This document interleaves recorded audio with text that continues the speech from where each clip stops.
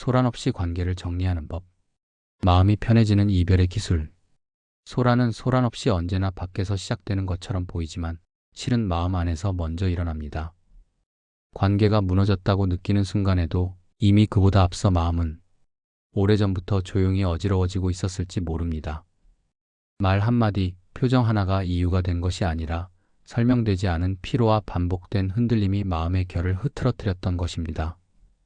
사람들은 관계를 정리한다는 말을 쉽게 꺼냅니다.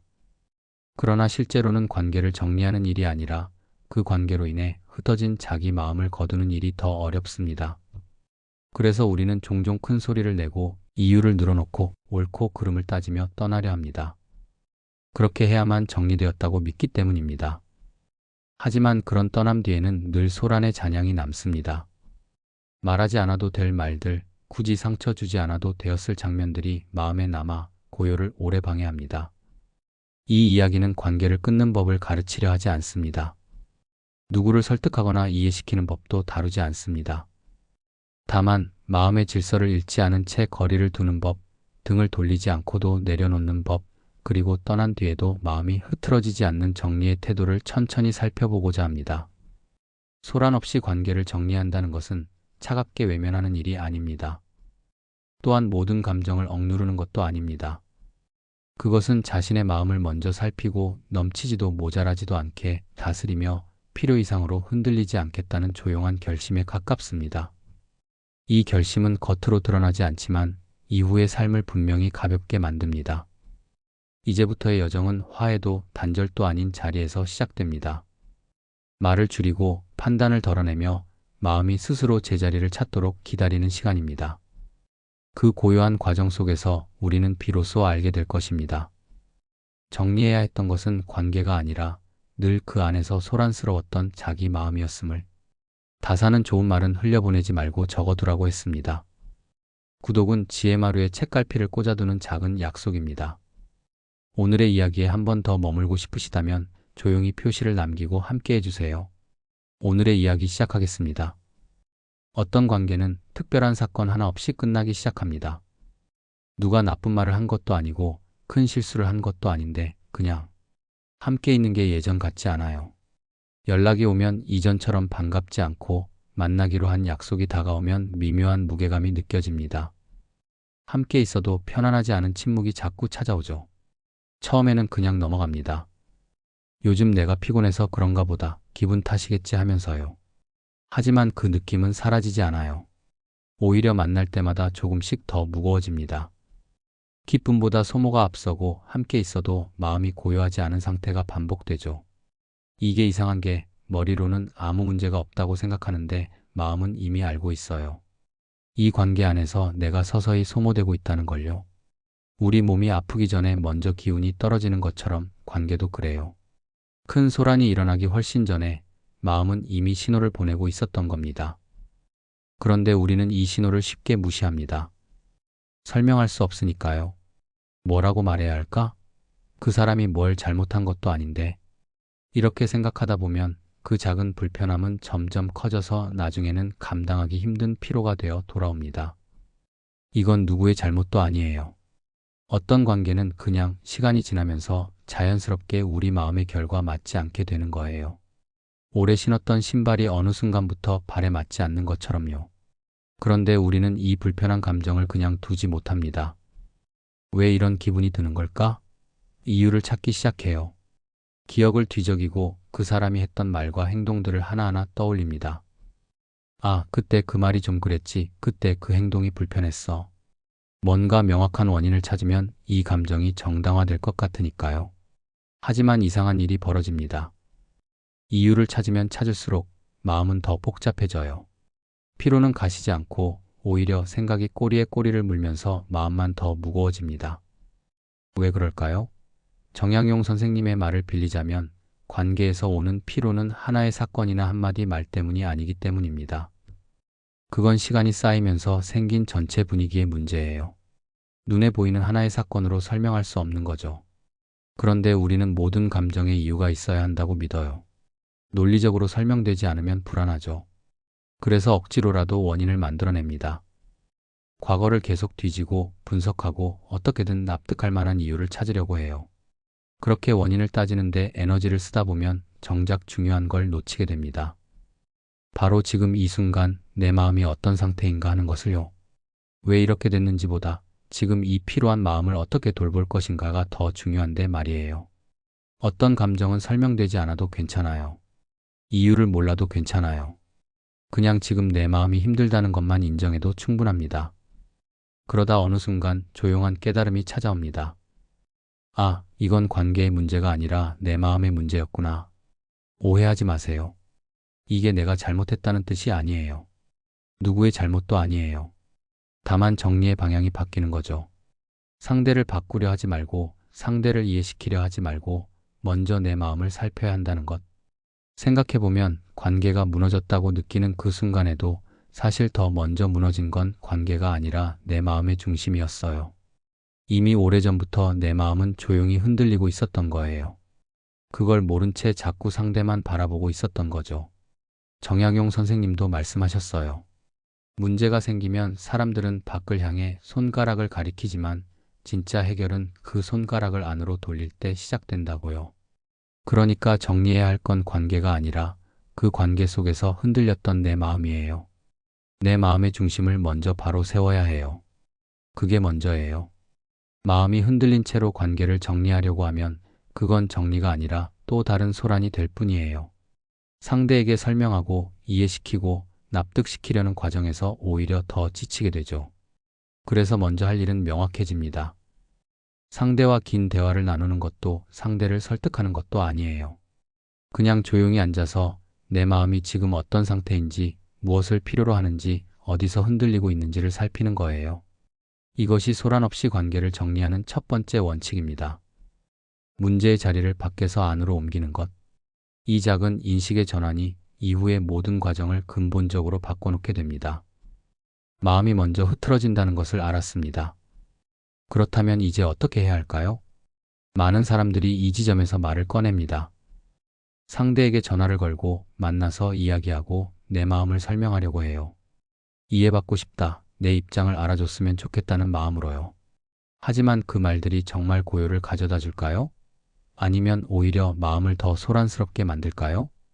마음이 힘들 때 우리가 가장 먼저 하고 싶은 건 말하는 것입니다. 이해받고 싶어요. 내 마음이 왜 이런지, 내가 얼마나 힘들었는지, 그 사람이 어떤 말과 행동으로 나를 지치게 했는지, 이 모든 걸 설명하면 상대가 알아줄 것 같아요. 그러면 뭔가 달라질 것 같고 이 답답함이 풀릴 것 같아요. 그래서 우리는 전화를 걸거나 만나자고 하거나 긴 메시지를 보냅니다. 머릿속으로 할 말을 정리하면서 이렇게 말하면 이해하겠지, 이 정도면 내 마음을 알겠지 생각해요. 말을 준비하는 그 순간만큼은 마음이 잠시 시원해질 것 같습니다. 하지만 여기에 함정이 있어요. 우리가 이해받고 싶다고 할 때 사실은 내 편을 들어주길 바라는 경우가 많거든요. 객관적으로 내 이야기를 들어달라는 게 아니라 내가 힘들었겠다, 내 말이 맞다, 상대가 잘못했다는 동의를 구하는 거예요. 그리고 이상하게도 말을 준비하면 할수록 감정은 더 커집니다.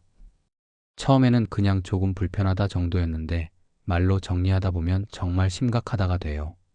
설명할 문장을 만들면서 감정에 이름을 붙이고 구체적인 사건들을 나열하면서 분노나 서운함이 점점 선명해지죠. 그래서 막상 대화를 하게 되면 원래 의도했던 것보다 훨씬 더 강한 말이 나오기도 해요. 차분하게 이야기하려던 계획은 어느새 사라지고 쌓였던 감정들이 한꺼번에 쏟아져 나옵니다. 그렇게 할 말을 다 하고 나면 이상한 기분이 듭니다. 시원하기보다는 허탈해요. 상대가 내 말을 이해했든 안 했든 뭔가 개운하지 않아요. 오히려 마음이 더 복잡해진 것 같고 말하기 전보다 더 소란스러워진 느낌입니다. 왜 그럴까요? 상대가 내 말을 이해하지 못해서? 아니면 내가 제대로 설명하지 못해서? 둘 다 아니에요. 말이라는 건 애초에 마음을 온전히 담을 수 없기 때문입니다. 특히 관계에서 느끼는 피로나 거리감 같은 건 더욱 그래요.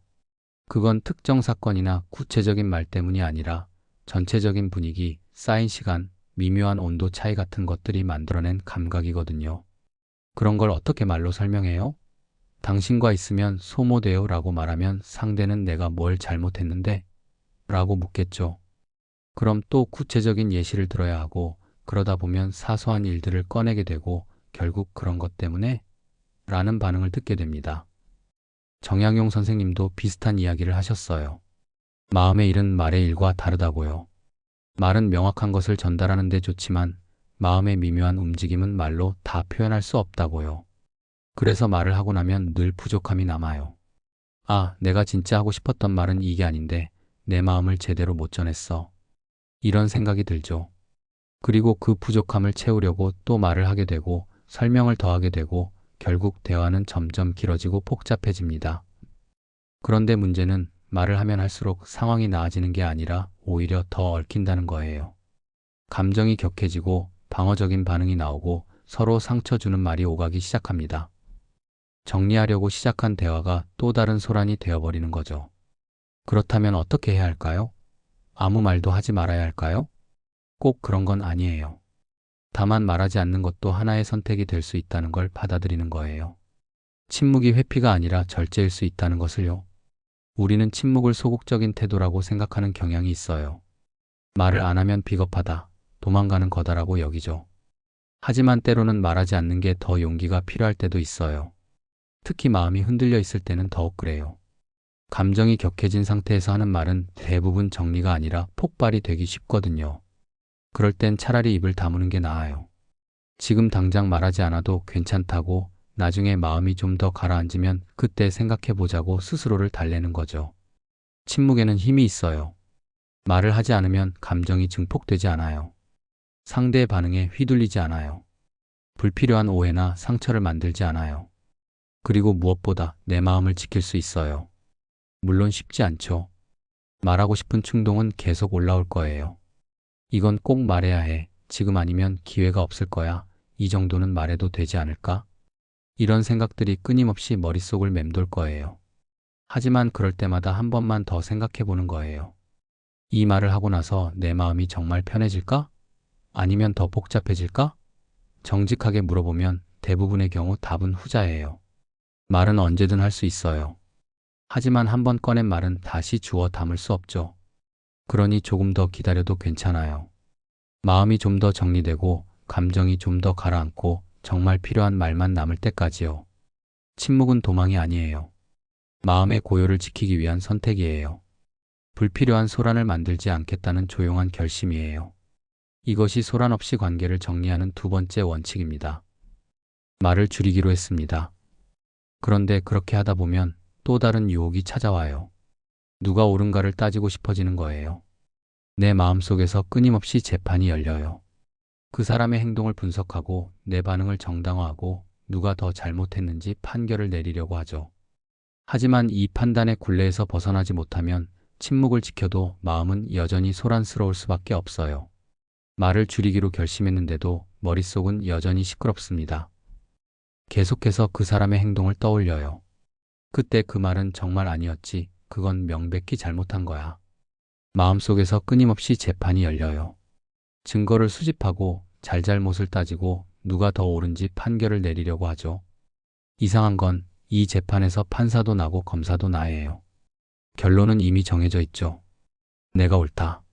그리고 그 옳음을 증명하기 위해 계속 과거를 뒤지고 그 사람의 잘못을 하나하나 세어봐요. 왜 이렇게 될까요? 관계를 정리하는데 명분이 필요하다고 느끼기 때문이에요. 나는 충분히 노력했어. 내가 떠나는 게 당연해. 이건 상대가 잘못한 거야. 이런 근거들을 확보해야만 마음 편하게 떠날 수 있을 것 같아요. 그래서 우리는 자꾸 상대의 잘못을 찾게 돼요. 그게 사소한 것이든 큰 것이든 일단 잘못을 발견하면 마음이 잠시 편해져요. 그래, 나만 힘든 게 아니었어. 상대도 문제가 있었어. 이렇게 생각하면서요. 하지만 이 과정이 정말 마음을 편하게 해줄까요? 사실은 아니에요. 판단을 하면 할수록 마음은 오히려 더 날카로워져요. 상대에 대한 분노나 억울함이 커지고 관계에 대한 미련도 함께 커지죠. 옳음을 붙들고 있으면 이상한 일이 벌어져요. 분노와 억울함이 점점 커집니다. 내가 이렇게까지 했는데 나는 저런 적 없는데. 비교하기 시작하고 따지기 시작하고 점수를 매기기 시작해요. 그러면서 마음은 더 단단하게 굳어갑니다.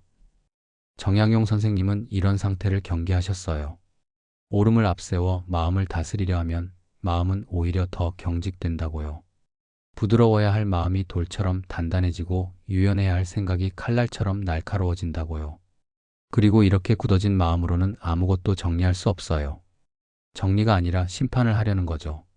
상대를 용서하거나 이해하자는 게 아니에요.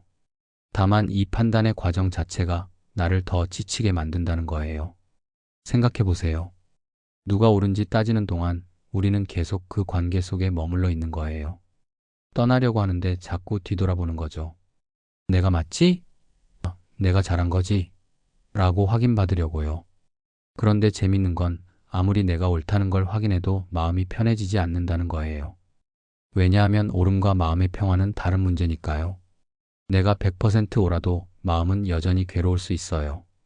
더 큰 문제는 판단이 상처를 만든다는 거예요. 나 자신에게도 상대에게도요.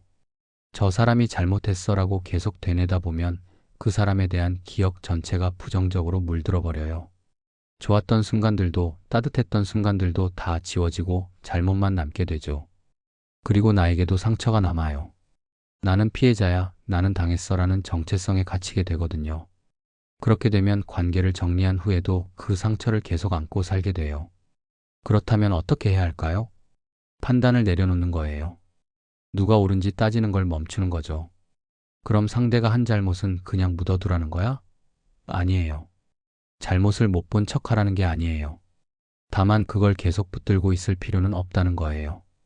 인정하되 집착하지 않는 거죠. 상대가 뭘 잘못했든 내가 뭘 잘했든 그게 지금 중요한 게 아니에요. 지금 중요한 건 오직 하나예요. 내 마음이 고요한가? 이것만이에요. 옳음보다 고요를 선택하겠다는 결심. 이게 생각보다 훨씬 어려워요. 우리는 옳은 것이 정의롭고 고요한 것은 그냥 편한 거라고 생각하거든요. 하지만 정말 그럴까요? 고요는 나약함이 아니에요. 포기도 아니에요. 오히려 강함이에요. 옳음을 앞세워 싸우는 것보다 고요를 지키기 위해 판단을 내려놓는 게 훨씬 더 큰 용기가 필요하거든요. 그래서 이제부터는 이렇게 물어보는 거예요. 이 생각이 나를 고요하게 하나? 아니면 소란스럽게 하나? 만약 어떤 생각이 계속 마음을 흔들고 분노를 키운다면 그게 아무리 옳은 생각이라도 잠시 내려놓는 거예요. 이건 진실을 외면하자는 게 아니에요. 다만 진실보다 더 중요한 게 있다는 거죠. 바로 내 마음의 질서예요. 마음의 질서가 무너지면 아무리 옳은 진실을 손에 쥐어도 소용없어요. 정약용 선생님도 이런 말씀을 하셨어요. 정리란 정의의 문제가 아니라 마음의 질서 문제라고요. 누가 옳고 그른지를 밝히는 것보다 내 마음이 흐트러지지 않도록 하는 게 먼저라고요. 그렇게 판단을 내려놓고 나면 비로소 마음에 공간이 생겨요. 분노와 억울함으로 가득 차 있던 자리에 조금씩 고요가 들어와요. 그제야 관계를 진짜로 정리할 수 있게 돼요.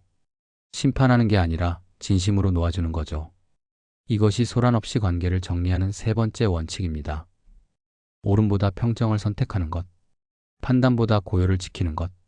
이 선택이 얼마나 우리를 자유롭게 하는지 조금씩 알게 될 거예요. 판단을 내려놓기로 했습니다. 그런데 여기서 또 다른 고민이 생겨요. 그럼 이제 어떻게 해야 하지? 완전히 끊어버려야 하나? 연락을 아예 안 받아야 하나? 단절의 유혹이 찾아옵니다. 모든 걸 싹둑 잘라버리면 속 시원할 것 같아요. 하지만 단절이 정말 답일까요? 마음을 닫는 게 과연 나를 보호해줄까요? 말도 줄이고 판단도 내려놓았습니다. 그런데 이제 이런 생각이 들어요. 차라리 완전히 끊어버릴까? 연락을 아예 받지 않고 SNS도 차단하고 그 사람과 관련된 모든 것을 지워버리는 거예요. 싹둑 잘라내면 속 시원할 것 같아요. 더 이상 신경 쓸 일도 없고 괴로울 일도 없을 것 같죠. 완전한 단절이 가장 깔끔한 해답처럼 보여요. 애매하게 거리를 두는 것보다 아예 선을 그어버리는 게 더 확실하잖아요. 이제 끝이야 라고 못 박으면 더 이상 흔들리지 않을 것 같아요. 그리고 사실 이렇게 하는 게 더 쉬워요. 거리를 두되 마음을 열어두는 건 생각보다 어려운 일이거든요. 계속 신경 써야 하고 선을 조절해야 하고 감정을 다스려야 하니까요. 그냥 다 끊어버리면 그런 고민 자체가 없어지죠. 주변에서도 그렇게 하라고 해요. 그런 사람은 연락 끊는 게 답이야. 차단해버려. 깨끗하게 정리하는 게 좋아. 완전한 단절이 마치 정답인 것처럼 말하죠. 그래서 우리는 마음을 닫아버립니다. 문을 걸어 잠그고 벽을 쌓고 이제 너에게 어떤 감정도 느끼지 않겠어 라고 다짐해요. 그게 나를 보호하는 방법이라고 믿으면서요. 그런데 이상한 일이 벌어져요. 마음을 닫았는데 가벼워지지 않아요. 오히려 무언가 무거운 게 생긴 것 같아요. 마치 짐을 하나 더 얹어진 것처럼요. 왜냐하면 마음을 닫는 건 생각보다 많은 에너지가 들거든요. 문을 잠그고 나면 그 문이 열리지 않도록 계속 지켜야 해요. 혹시 마음이 흔들릴까봐, 혹시 다시 연락이 올까봐 늘 긴장하고 있어야 하죠. 그리고 이상하게도 마음을 닫으려고 하면 할수록 그 사람 생각이 더 많이 나요. 절대 생각하지 말아야지라고 다짐하면 오히려 더 자주 떠올라요. 애써 외면하려고 하는데 그 외면하려는 노력 자체가 나를 그 관계에 묶어두는 거예요. 게다가 마음을 닫으면 그냥 그 사람만 차단되는 게 아니에요. 내 마음 전체가 경직돼요. 다른 관계에서도 다른 상황에서도 쉽게 마음을 여는 게 어려워져요. 한 번 문을 잠그면 그 문을 다시 여는 게 두려워지거든요. 정약용 선생님도 비슷한 이야기를 하셨어요. 마음을 닫는 것은 보호가 아니라 또 다른 속박이라고요. 마음을 꽁꽁 묶어두면 아무도 못 들어오지만 나도 밖으로 나갈 수 없다고요. 그리고 더 큰 문제는 닫힌 마음 안에는 미움이나 분노가 갇혀버린다는 거예요. 마음을 열어두면 그런 감정들도 자연스럽게 흘러가는데 닫아버리면 그 안에서 계속 맴돌아요. 썩어가는 거죠. 그래서 시간이 지나도 상처가 아물지 않아요. 마음을 닫았다고 생각했는데 사실은 상처를 그 안에 가둬둔 것뿐이에요. 언제든 다시 터질 수 있는 상태로요. 그렇다면 어떻게 해야 할까요? 거리와 단절은 다르다는 걸 이해하는 거예요. 거리를 둔다는 건 물리적으로나 감정적으로 한 걸음 물러서는 거예요. 하지만 마음을 닫는 건 아니에요. 문을 잠그는 게 아니라 문턱을 조금 높이는 거죠. 예를 들어볼게요. 예전에는 그 사람에게서 연락이 오면 바로 답장했다면 이제는 시간을 두고 답해요. 예전에는 먼저 연락했다면 이제는 그러지 않아요. 예전에는 자주 만났다면 이제는 만남의 빈도를 줄여요. 이건 냉정하게 대하는 게 아니에요. 필요한 만큼의 공간을 확보하는 거예요. 내 마음이 소모되지 않을 만큼의 거리를 찾는 거죠. 그런데 여기서 중요한 건 이 거리가 적대감에서 나온 게 아니라는 거예요. 너 때문에 힘들어서 거리를 둬가 아니라 나를 지키기 위해서 이 정도 거리가 필요해라는 거죠. 미세하지만 아주 중요한 차이예요. 마음을 닫지 않은 채 거리를 두는 건 사실 더 어려워요. 계속 마음을 살펴야 하고 적절한 거리를 찾아야 하고 상황에 따라 조절해야 하니까요. 하지만 이렇게 할 때만 진짜 자유로워질 수 있어요. 마음이 열려 있으면 감정이 흘러가요. 화가 나도 흘러가고 서운함도 흘러가고 미련도 흘러가요. 닫아두면 고이지만 열어두면 흐르는 거죠. 그리고 이렇게 거리를 두면 신기한 일이 벌어져요. 그 사람에 대한 감정이 천천히 중립으로 돌아가요. 미워하지도 그리워하지도 않는 상태. 그냥 그런 관계가 있었다는 정도로요. 이게 진짜 정리예요. 차단하고 잊으려고 애쓰는 게 아니라 자연스럽게 멀어지는 거예요. 억지로 지우는 게 아니라 서서히 흐려지는 거예요. 정약용 선생님은 이런 상태를 평범한 마음이라고 하셨어요. 특별히 좋아하지도 특별히 싫어하지도 않는 평온한 상태. 그 평범함이 얼마나 귀한 건지 이제 조금씩 알게 될 거예요. 이것이 소란 없이 관계를 정리하는 네 번째 원칙입니다. 단절하지 않되 거리를 두는 것. 마음을 닫지 않되 경계를 세우는 것. 이 섬세한 균형이 우리를 진짜 자유롭게 만듭니다. 거리를 두는 방법을 배웠습니다. 그런데 여전히 하나의 질문이 남아요. 상대가 어떻게 생각할까? 내가 거리를 두면 상대는 나를 어떻게 기억할까요? 나쁜 사람으로 생각하지는 않을까요? 오해하지는 않을까요? 이 질문들이 계속 마음을 붙들고 있으면 진짜 정리는 시작되지 않아요. 왜냐하면 아직도 중심이 상대에게 있기 때문이에요. 거리를 두기로 결심했는데도 자꾸 이런 생각이 들어요. 상대가 나를 어떻게 생각할까? 내가 연락을 안 하면 서운해하지 않을까요? 내가 만남을 거절하면 기분 나빠하지 않을까요? 나를 나쁜 사람으로 기억하지는 않을까요? 주변 사람들에게 나에 대해 안 좋게 말하지는 않을까요? 이런 걱정들이 끊임없이 머릿속을 맴돕니다. 그래서 정리하려다가도 다시 연락을 하게 돼요. 오해받기 싫어서 좋게 끝내고 싶어서. 그렇게 관계를 정리하는 게 자꾸 미뤄져요. 심지어는 이런 생각까지 해요. 마지막으로 한 번만 더 설명해야 하나? 내 입장을 정확히 전달해야 하지 않을까? 오해 없이 깨끗하게 정리하려면 대화를 해야 하지 않을까? 그래서 긴 메시지를 써요. 오해하지 않았으면 좋겠어. 나는 이런 이유로 거리를 두는 거야. 너를 싫어하는 건 아니야. 이런 말들로 가득한 메시지를요. 하지만 그 메시지를 보내고 나서도 마음이 편하지 않아요. 상대가 어떻게 받아들일지 또 걱정이 되거든요. 답장이 오면 오는 대로 신경 쓰이고 안 오면 안 오는 대로 불안해요. 그리고 이 모든 과정 동안 우리는 한 가지 사실을 놓치고 있어요. 내가 지금 정리하려는 건 관계인데 여전히 상대의 시선에 갇혀 있다는 거예요. 떠나려고 하면서도 계속 뒤를 돌아보고 있는 거예요. 생각해보면 이상한 일이에요. 관계를 정리하려는 이유가 뭐였죠? 내 마음이 힘들어서였잖아요. 그 관계 안에서 내가 소모되고 지치고 흔들렸기 때문이었잖아요. 그런데 정리하는 과정에서도 여전히 상대를 기준으로 생각하고 있어요. 상대가 나를 어떻게 볼까? 상대가 상처받지 않을까? 상대가 이해해줄까? 모든 게 상대 중심이에요. 정작 내가 편한가? 내 마음이 고요한가는 뒷전이죠. 정약용 선생님은 이런 상태를 중심을 잃은 마음이라고 하셨어요. 내 마음의 중심이 나에게 있지 않고 밖에 있는 거죠. 그러면 아무리 거리를 둬도 아무리 말을 줄여도 소용이 없어요. 여전히 그 관계에 묶여 있는 거니까요. 그리고 이렇게 상대를 기준으로 정리하려고 하면 끝이 없어요. 상대의 반응에 따라 내 마음이 계속 바뀌거든요. 상대가 잘 받아들이면 안심하고, 상대가 섭섭해하면 미안해하고, 상대가 화내면 불안해하고요. 그럼 이건 정리가 아니에요. 여전히 상대의 감정에 휘둘리고 있는 거예요. 형태만 바뀌었을 뿐 본질적으로는 여전히 그 관계 안에 있는 거죠. 더 솔직하게 말하면 우리가 상대가 어떻게 생각할까 걱정하는 진짜 이유는 따로 있어요. 상대를 배려해서가 아니에요. 내가 나쁜 사람이 되기 싫어서, 죄책감을 느끼기 싫어서, 편하게 떠나고 싶어서예요. 그런데 이건 불가능한 일이에요. 완벽하게 오해 없이, 상처 없이 깨끗하게 정리하는 건 애초에 불가능해요. 관계를 정리한다는 건 어느 정도의 아픔은 감수해야 하는 일이거든요. 그렇다면 어떻게 해야 할까요? 기준을 바꾸는 거예요. 상대가 아니라 나를 기준으로 삼는 거죠. 상대가 어떻게 생각할까 대신 나는 지금 어떤 상태인가를 물어보는 거예요. 상대가 상처받지 않을까 대신 이 선택이 나를 편하게 하는가를 따져보는 거죠. 이게 이기적으로 들릴 수도 있어요. 하지만 생각해 보세요. 지금까지 우리는 충분히 상대를 배려했어요. 관계 안에서 불편했을 때도 참았고 힘들 때도 이해하려고 노력했어요. 이제는 나를 배려할 차례예요. 정약용 선생님은 이렇게 말씀하셨어요. 남을 위한다는 명분으로 자신을 잃으면 결국 남도 제대로 대할 수 없게 된다고요.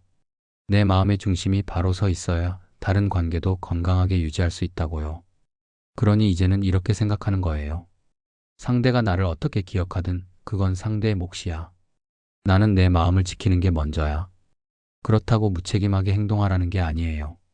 다만 불필요한 설명이나 변명을 하지 않아도 된다는 거예요. 상대를 설득시키려 하지 않아도 돼요. 이해시킬 필요도 없어요. 정리는 설명이 아니라 선택이에요. 이제 이 관계에서 한 걸음 물러나겠다는 조용한 선택이에요. 그 선택을 상대가 어떻게 받아들이든 그건 내가 컨트롤할 수 있는 영역이 아니에요. 상대가 서운해할 수도 있어요. 오해할 수도 있어요. 나쁘게 생각할 수도 있어요. 그런데 그게 다 내 책임은 아니에요. 나는 내 마음이 허락하는 만큼만 할 수 있어요. 그 이상을 요구받을 이유도 죄책감을 느낄 이유도 없어요. 이렇게 중심을 나에게로 돌리면 신기한 일이 벌어져요. 상대의 반응이 덜 신경 쓰여요. 왜냐하면 내 선택의 기준이 상대가 아니라 나이기 때문이에요. 내 마음이 편하면 그걸로 충분해요. 그리고 이상하게도 이렇게 내 중심을 잡고 있으면 오히려 상대도 받아들이기 쉬워해요. 왜냐하면 내가 확신을 가지고 있으니까요. 흔들리지 않으니까요. 설명하거나 변명하지 않으니까요. 결국 정리란 상대를 정리하는 게 아니에요. 상대를 향해 있던 내 마음의 방향을 나에게로 돌리는 거예요. 밖을 향하던 시선을 안으로 돌리는 거예요. 이것이 진짜 정리의 시작이에요. 이것이 소란 없이 관계를 정리하는 5번째 원칙입니다. 상대가 아닌 나를 기준으로 삼는 것. 남의 시선이 아닌 내 마음의 상태로 판단하는 것. 이 중심의 전환이 우리를 비로소 자유롭게 만듭니다. 중심을 나에게로 돌렸습니다. 이제 정말로 떠날 준비가 되었어요. 그런데 막상 떠나려고 하면 마지막 순간에 이런 생각이 들어요. 정말 이대로 끝내도 되는 걸까? 뭔가 더 해야 하지 않을까? 하지만 이미 충분해요. 말도 줄였고, 판단도 내려놓았고, 거리도 뒀고, 중심도 잡았어요. 이제 남은 건 그냥 조용히 물러서는 거예요. 소란 없이 담담하게요. 어느 날 문득 깨닫게 돼요. 아, 이미 멀어졌구나. 특별한 선언을 한 것도 아니에요. 마지막 인사를 나눈 것도 아니에요. 그냥 어느새 자연스럽게 거리가 생겨 있어요. 연락이 뜸해졌고, 만남도 없어졌고, 생각도 덜 하게 됐어요. 이상한 건 이 과정이 전혀 고통스럽지 않았다는 거예요. 예전 같았으면 이별을 선언하고, 긴 대화를 나누고, 서로 상처 주고받으면서 끝냈을 텐데, 이번에는 그런 게 없었어요. 그냥 조용히 서서히 멀어졌을 뿐이에요. 물론 처음에는 불안했어요. 이렇게 끝내도 되나? 뭔가 해야 하지 않나? 라는 생각이 들었죠. 하지만 그 불안을 견뎌냈어요. 뭔가를 하고 싶은 충동이 올라올 때마다 한 번 더 물어봤어요. 이게 정말 필요한 일인가? 아니면 그냥 익숙한 패턴인가? 그렇게 하나하나 견뎌내다 보니 어느새 거리가 생겼어요. 억지로 끊어낸 게 아니라 자연스럽게 멀어진 거예요. 마치 강물이 흐르듯이 계절이 바뀌듯이요. 그리고 그렇게 멀어진 관계를 돌아보면 이상하리만큼 담담해요. 미움도 없고 그리움도 없어요. 그냥 그런 관계가 있었다는 정도의 기억만 남아있어요. 이게 소란 없는 떠남이에요. 폭발도 없고 눈물도 없고 격한 말도 없어요. 그냥 조용히 한 걸음씩 물러서다 보니 어느새 충분히 멀리 와 있는 거예요. 정리 후에는 보통 뭔가 남잖아요. 후회나 분노나 미련이나 아니면 공허함이라도요. 그런데 이번에는 이상해요. 그런 게 별로 안 남았어요. 대신 이상하리만큼 평온한 마음이 있어요. 마치 오랫동안 짊어지고 있던 짐을 내려놓은 것 같은 가벼움이요. 가끔 그 사람 생각이 날 때도 있어요. 하지만 예전처럼 마음이 흔들리지 않아요. 아, 그때 그랬지 하고 지나가요. 감정의 파동 없이 그냥 하나의 기억으로만 존재해요. 정약용 선생님이 말씀하신 평상심이 이런 걸까요? 특별히 좋아하지도 특별히 싫어하지도 않는 평범한 마음. 그 평범함이 얼마나 귀한 건지 이제야 알 것 같아요. 그리고 뭔가 신기한 게 소란 없이 떠났더니 남는 상처도 적어요. 큰 싸움을 하고 헤어졌으면 그 싸움의 장면들이 계속 떠올랐을 거예요. 상처 주는 말들, 날카로운 순간들이 머릿속을 맴돌았겠죠. 하지만 조용히 멀어졌으니 그런 장면이 없어요. 기억 속에 상처가 없으니 떠올려도 아프지 않아요. 그냥 그랬었구나 하고 넘어갈 수 있어요. 이게 소란 없이 정리했을 때의 가장 큰 선물이에요. 미련 대신 고요가 남는 거예요. 상처 대신 평온이 남는 거예요. 그리고 그 고요와 평온이 나를 다음 관계로 나아갈 수 있게 해줘요. 관계를 정리한 후에 오는 공허함이 무서워서 많은 사람들이 정리를 미뤄요. 하지만 지금 느끼는 건 공허함이 아니에요. 비어있음이 아니라 채워져 있는 고요예요. 관계를 정리하고 나면 뭔가 배우게 돼요. 말을 줄이는 법, 판단을 내려놓는 법, 거리를 두는 법, 중심을 잡는 법. 이 모든 게 단순히 관계를 끝내는 기술이 아니었어요. 그보다 훨씬 깊은 거였어요. 내 마음을 다스리는 법이었던 거죠. 그래서 이 경험은 이 관계에서만 끝나지 않아요. 다른 관계에도 다른 상황에도 적용돼요. 누군가와 갈등이 생겼을 때, 마음이 흔들릴 때, 소란스러워지고 싶은 유혹이 올 때 이제는 알아요. 아, 지금 내가 중심을 잃고 있구나라고요. 그리고 천천히 돌아와요. 말을 줄이고 판단을 내려놓고 거리를 확보하고 중심을 잡아요. 예전처럼 휘둘리지 않아요. 예전처럼 소모되지 않아요. 이게 정리 이후에 남는 진짜 선물이에요. 단단해진 마음이요. 쉽게 흔들리지 않는 중심이요. 소란 없이 고요를 지킬 수 있는 힘이요. 정약용 선생님은 이런 상태를 숙이라고 하셨대요. 스스로를 다스리는 거죠. 밖의 상황을 바꾸려 하지 않고 안의 마음을 다스리는 거예요. 그게 진짜 힘이라고요. 그리고 이렇게 마음이 단단해지면 신기하게도 다른 관계들도 좋아져요. 왜냐하면 내가 덜 예민해지고 덜 상처받고 덜 소모되니까요. 여유가 생기니까 다른 사람들을 더 너그럽게 대할 수 있어요. 이전에는 한 관계에서 받은 상처를 다른 관계로 가져갔어요. 한 사람 때문에 생긴 불안을 다른 사람에게 투사했어요. 하지만 이제는 그러지 않아요. 각 관계를 독립적으로 볼 수 있어요. 그래서 정리는 끝이 아니에요. 시작이에요. 더 건강한 관계들의 시작이요. 더 단단한 나 자신의 시작이요. 돌이켜보면 정리해야 했던 건 정말 관계가 아니었어요. 늘 그 안에서 소란스러웠던 내 마음이었어요. 말을 너무 많이 하던 습관, 옳고 그름을 따지던 태도, 상대에게 기대던 중심, 쉽게 흔들리던 마음. 이런 것들이 진짜 정리해야 할 대상이었던 거죠. 관계는 그저 거울이었어요. 내 마음의 상태를 비춰주는 거울이요. 그 거울이 보여준 건 내가 얼마나 중심을 잃고 있었는지, 얼마나 밖에 의존하고 있었는지였어요. 그래서 이 여정은 관계를 떠나는 법을 배운 게 아니에요. 나에게 돌아오는 법을 배운 거예요. 밖에 있던 중심을 안으로 가져오는 법을 배운 거예요. 앞으로도 정리해야 할 관계가 또 생길 수 있어요. 사람 사는 게 원래 그렇잖아요. 만남이 있으면 이별도 있고, 가까워지는 사람이 있으면 멀어지는 사람도 있어요. 하지만 이제는 달라요. 소란스럽게 끝낼 필요가 없다는 걸 알아요. 말을 늘어놓지 않아도, 옳고 그름을 따지지 않아도, 완전히 단절하지 않아도 충분히 정리할 수 있다는 걸 알아요. 그냥 조용히 내 마음을 살피고 중심을 잡고 필요한 만큼 거리를 두면 돼요. 그러면 자연스럽게 정리가 돼요. 소란 없이 고요하세요. 그리고 그렇게 정리한 후에는 미련이 아니라 고요가 남아요. 상처가 아니라 평온이 남아요. 비어있음이 아니라 단단함이 남아요. 이것이 소란 없이 관계를 정리하는 법입니다. 밖을 향했던 시선을 안으로 돌리는 것, 말보다 침묵을 선택하는 것, 옳음보다 고요를 선택하는 것, 단절이 아니라 거리를 두는 것, 상대가 아니라 나를 기준으로 삼는 것, 그리고 무엇보다 내 마음의 질서를 지키는 것. 이 모든 것이 결국 하나로 모입니다. 소란 없이 떠나는 법은 결국 고요하게 나로 돌아오는 법이었습니다. 당신의 마음에도 그 고요가 찾아오길 바랍니다.